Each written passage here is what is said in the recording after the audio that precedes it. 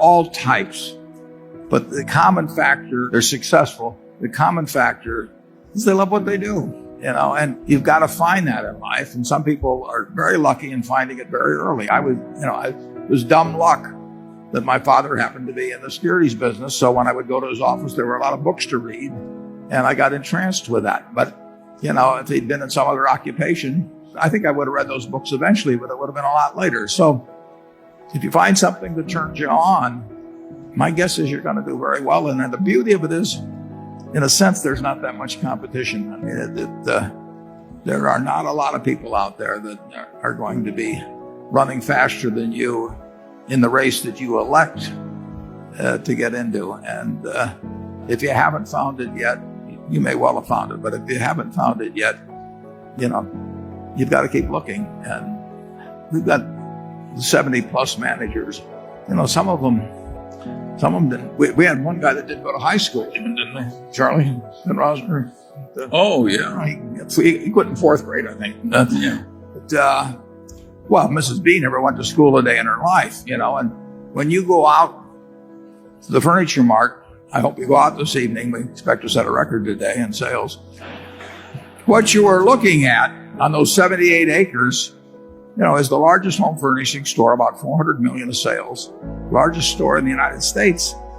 And it comes from $500 of capital paid in by a woman that never went to school a day in her life and couldn't read or write.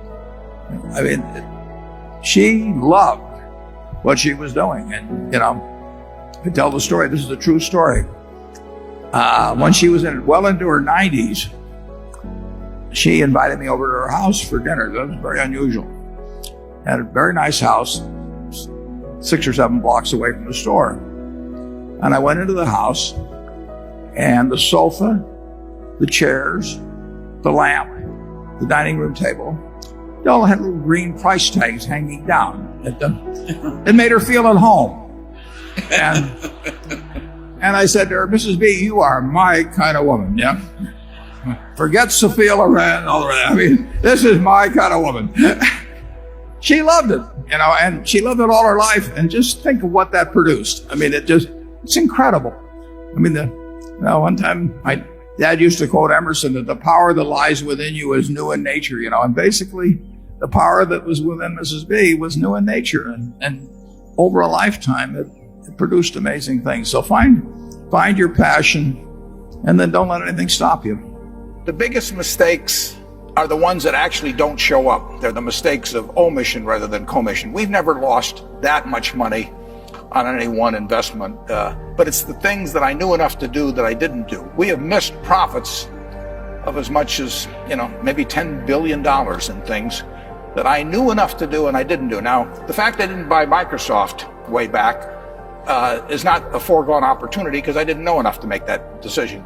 But there have been other investments where I didn't know enough to make the decision, and for one reason or another, I either didn't do it at all or I did it on a small scale. I was sucking my thumb when I should have been writing checks, basically. And those don't show up. There's no place where it shows missed opportunities, but I've missed some big ones.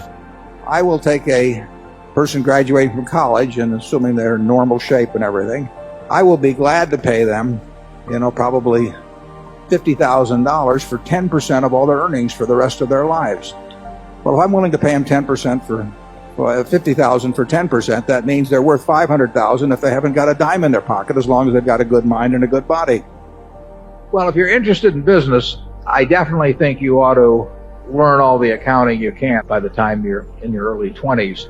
Accounting is the language of business. Now, that doesn't mean it's a perfect language, so you have to know the limitations of that language as well as all aspects of it. So I would advise you to learn accounting, and I would advise you to be, in terms of part-time employment or anything else, work in a number of businesses. There's nothing like seeing how business operates to build your judgment in the future about businesses. When you understand what kind of things are very competitive and what kind of things are less competitive and why that works that way, all of that adds to your knowledge. So I would do a lot of reading.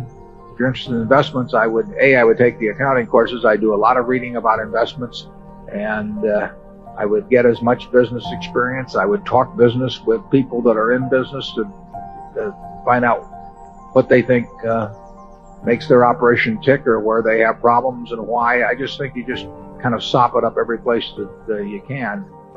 70 years ago, I was in high school. Almost a third as long as the country has been around. And when I was in high school, I really only had two things on my mind: girls and cars. and I wasn't doing very well with girls, so we'll talk about cars. But let's just imagine that when we finish, I'm going to let each one of you pick out the car of your choice. Sounds good, doesn't it? Pick it out, any color, you name it. It'll be tied up with a bow, and it'll be at your house tomorrow. And you say, well, what's the catch? And the catch is that it's the only car you're going to get in your lifetime. Now, what are you going to do knowing that that's the only car you're ever going to have and you love that car? You're going to take care of it like you cannot believe. Now, what I'd like to suggest, you're not going to get only one car in your lifetime, but you're going to get one body and one mind, and that's all you're going to get. And that body and mind feels terrific now, but it has to last you a lifetime. The key is to, certainly in terms of your personal life, the most important decision you'll make is the spouse that most of you will likely have.